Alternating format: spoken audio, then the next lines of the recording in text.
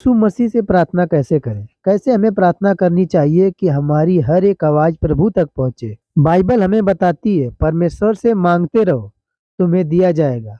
खोजते रहो, तुम्हें प्राप्त होगा। खटखटाते रहो, तुम्हारे लिए द्वार खोला जाएगा। अगर तुम किसी से बात करना चाहते हो, तो तुम मोबाइल को उठाकर उसके पास कॉल करोगे। लेकिन अगर हम परमेश्वर से बात करना चाहते हैं, तो हम प्रार्थना करते हैं।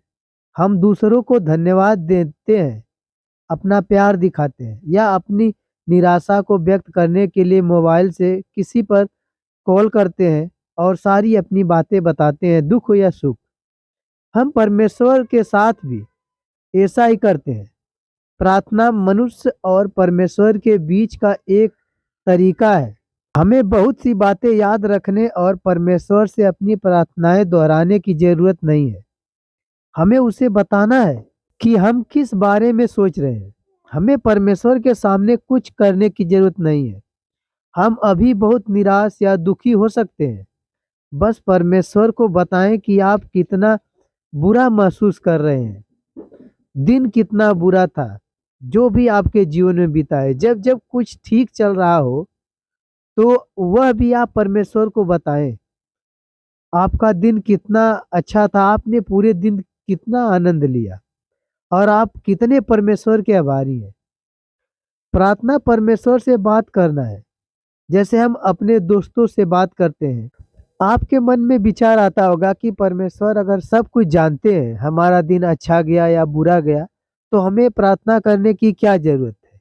क्यों हम परमेश्वर से ऐसे बताएं? लेकिन यह हमें बताना जरूरी है। परमेश्वर सब कुछ जानते हैं, लेकिन हमें उसे प्राप्त करने के लिए पूछना होगा, परमेश्वर के साथ बताना होगा।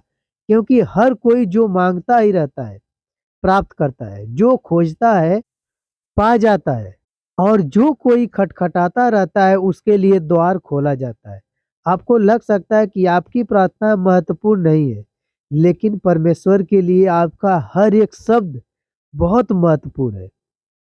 अब हमारे अंदर विचार आता होगा कि हम परमेश्वर से प्रार्थना कैसे करें।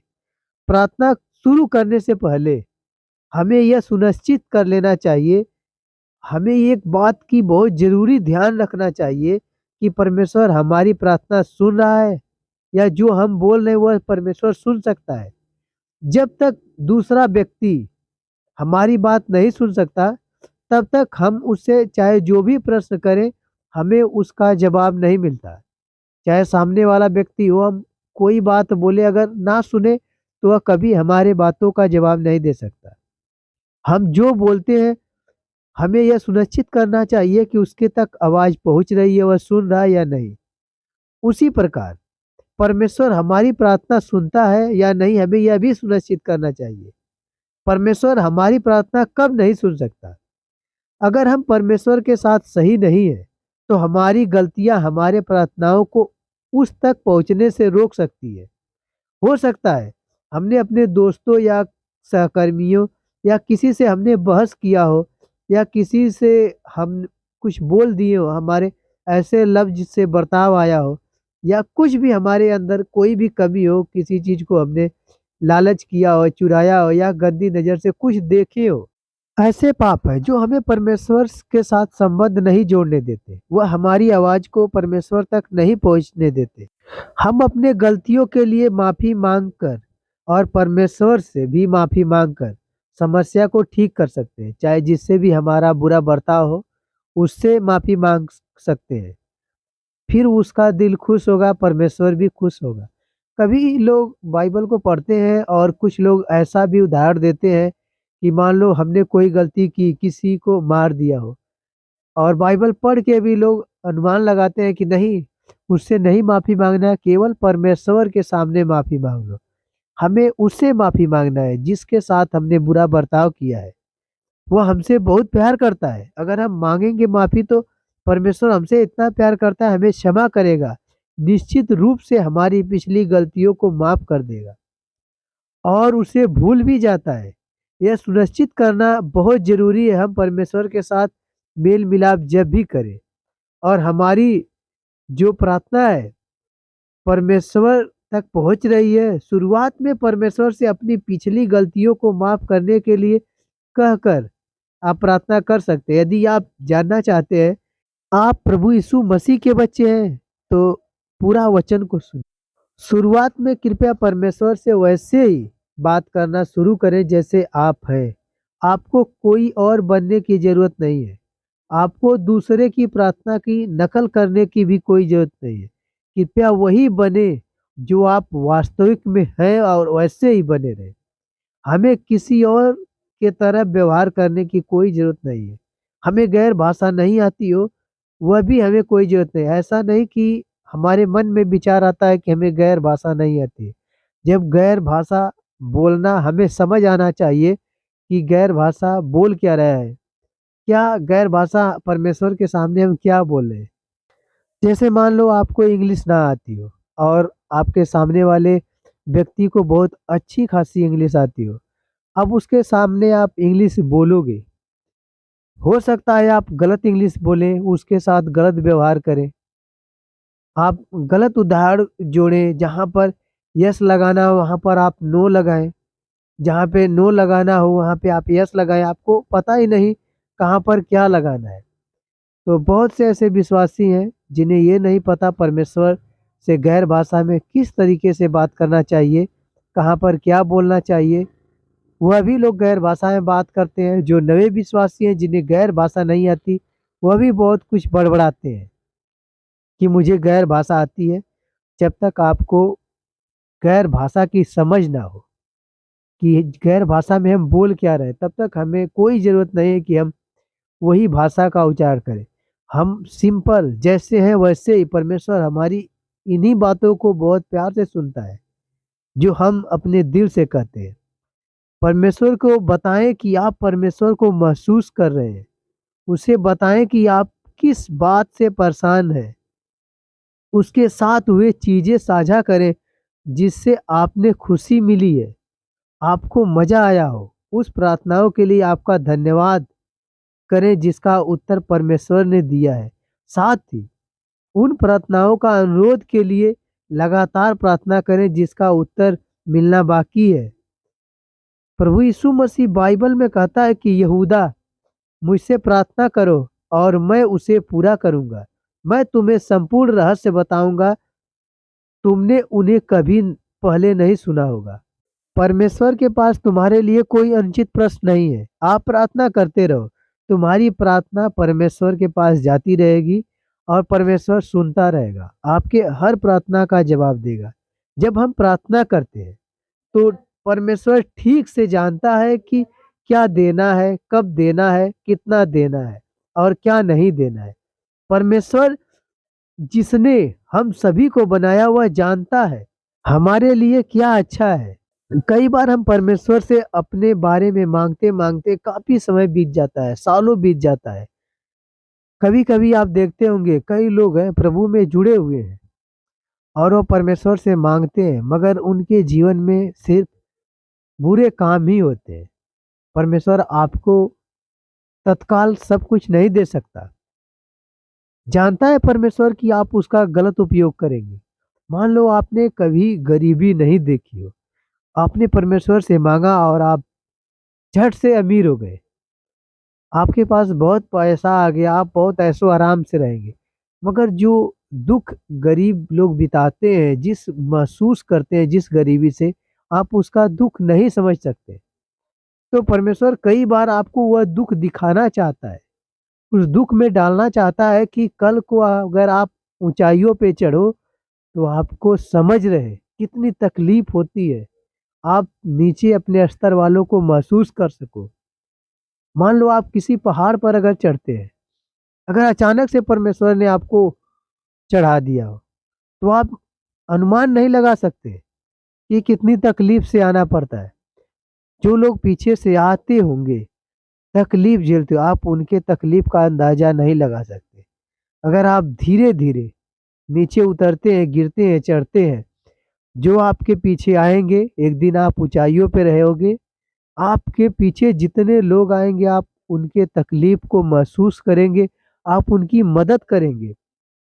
इसीलिए परमेश्वर आपको तुरंत नहीं देता। कभी कभी देने में देर कर देता है कि आप परमेश्वर के उन योजना को समझ नहीं पाते। परमेश्वर क्यों लेट कर रहा है? आप जब तक नम्र नहीं बनते, आपको कैसे किस चीज़ का यूज़ करना है, किसको कहाँ पे यूज़ करना है, परमेश्वर को जब तक संतुष्ट नहीं हो जाता कि मेरे बच्चे सँभालने योग्य हैं कि नहीं, तब तक वो आपको नहीं देता। आप इंतज़ार करिए, विश्वास करिए, परमेश्वर आपके लिए बेस्ट देगा। जो करता है परमेश्वर भलाई के लिए ही करता है, वो कभी बुरा नहीं करता। कभी भी सभी उसी के बच्चे हैं। परमेश्वर आपको इतने दिन से सँभाला है, बचाया है, आप परमेश्वर की संतान हैं। आप सोचते हैं हमारा ऐशो-आराम इस पृथ्वी से छीन लिया गया, तो आप पृथ्वी के निवासी नहीं हैं। आप सदा पृथ्वी पे बने नहीं रहेंगे। आपको एक दिन उठा लिया जाएगा। आप स्वर्ग के निवासी हैं। इसी प्रकार हम कभी पृथ्वी पे दुःख तकलीफ को लेके परमेश्वर को नहीं हमें कुरकुराना चाहिए। परमेश्वर हमारे भलाई के लिए सब कुछ करता है। मान लीजिए कि बहुत ज़्यादा आपने प्रार्थना की, आपको बहुत खुशी हुई और आपको यह पता लगा आपको इंटरव्यू में जाना है। आप उस इंटरव्यू में गए। कुछ महीनों बाद ऐसा एहसास हुआ कि जहाँ पर जिस कंपनी में आपने इंटरव्यू दिया था, किसी कारण बंद हो गई। अब वहाँ पे आपको जॉब नहीं मिल सकती। शुक्र है कि आपको वह नहीं मिली। हो सकता है परमेश्वर उससे बड़ी योजना बनाया हो, या इंटरव्यू देने के बाद भी आपकी जॉब आपसे छूट गई हो। परमेश्वर जानता है कि यह आपके लिए अच्छी जगह है या नहीं है। जो नहीं है, वह परमेश्वर जानता है और देख सकता है। वह एक शाश्वत परमेश्वर है, वह सब कुछ देख सकता है। आप अपना सबक सीखें। परमेश्वर पर भरोसा रखना बेहतर होता है कि आप अपनी समझ का प्रयोग ना करें। इसी तरह हमें परमेश्वर पर ही भरोसा छोड़ देना चाहिए और परमेश्वर के फैसले पर ही अपना फैसला लेना चाहिए। कभी कभार आपको लगता है कि हर बार मांगने के बाद भी मैं असफल हुआ, जो वह मुझे देना नहीं चाहता। उन चीज़ों को प्राप्त करके आप अपना और पैसे बर्बाद किए, जो परमेश्वर आपको देना नहीं चाहता। इसलिए हम आपसे सुझाव देंगे कि जो परमेश्वर की नज़र में बेहतर है, उसी के पीछे दौड़े। यह नहीं कि कहीं पर आप अपना पैसा, कीमती पैसे को दे के आप उस चीज़ को अपना बनाएँ। आप परमेश्वर के भरोसे रहें। जब हम परमेश्वर की इच्छा के अनुसार प्रार्थना करते हैं, प्रभु हमारी प्रार्थनाओं को सुनता है। आपके साथ महान परमेश्वर से प्रार्थना करना, परमेश्वर आपके पास रहता है। अब तक एक व्यक्ति की प्रार्थना ऐसी नहीं है कि जिसे प्रभु ने नहीं सुना हो। एक साथ प्रार्थना कर रहे हो या अकेले में हो, अद्भुत नहीं है कि आप परमेश्वर के पुत्र के साथ प्रार्थना कर रहे हो। आपके बगल में परमेश्वर बैठा रहता है। परमेश्वर आपकी प्रार्थनाओं का उत्तर हाँ में देता है, और अन्य बार वह कह सकता है कि नहीं। यदि आप जो मांग रहे हैं वो आपके विषय के लिए अच्छा नहीं है, शायद ही कभी आपसे प्रतिज्ञा करने के लिए कह सकता है। परमेश्वर आपकी समस्याओं का तुरंत हल नहीं निकालता। परमेश्वर आपको देगा, ठीक उसी समय देगा जब आप उसके योग्य रहेंगे। आपको उस समय परमेश्वर सब कुछ देगा जब आप उसे संभाल सकते। आप प्रभु यीशु मसीह से प्रार्थना करें। हे प्रभु यीशु, मैं अपना हृदय नम्र करता हूँ, आपके सामने आता हूँ। प्रभु यीशु मसीह, मैं अपने पिछले जीवन के लिए क्षमा मांगता हूँ। कृपया मेरे जीवन में किए गए सभी गलत कार्यों को क्षमा करें। कृपया मुझे अपना बहुमूल्य रक्त से धोएं और मुझे क्षमा करें। मुझे फिर से वही गलतियां ना करने में मदद करें। मेरी गलतियों के लिए क्रूस पर मरने के लिए धन्यवाद। मुझे प्यार करने के लिए धन्यवाद। आपने मुझे जो भी अच्छी चीज़ें दी है, उसके लिए हम आपका धन्यवाद करते हैं। प्रभु यीशु मसीह, मुझे आपके लिए मेरे जीवन में मेरे जीवन को सुधारें और मेरे जीवन बनाने के लिए मेरी मदद करें। मुझे अपने पूरे दिल से आपका धन्यवाद करते हैं। प्रिय प्रभु, आप मेरे दिल और मेरी सभी ज़रूरतों को जानते हैं। मैं अपने मानसिक और शारीरिक स्वास्थ्य, अपने परिवार और अपनी नौकरी के लिए प्रार्थना करता हूँ। मुझे आपसे और अधिक प्यार करने दें और अपने दिल से आप पर भरोसा करने दें। मैं आज से हर दिन आपसे बात करना चाहता हूँ। मैं प्रभु यीशु मसीह के नाम से प्रार्थना करता हूँ, मांगता हूँ। आमीन।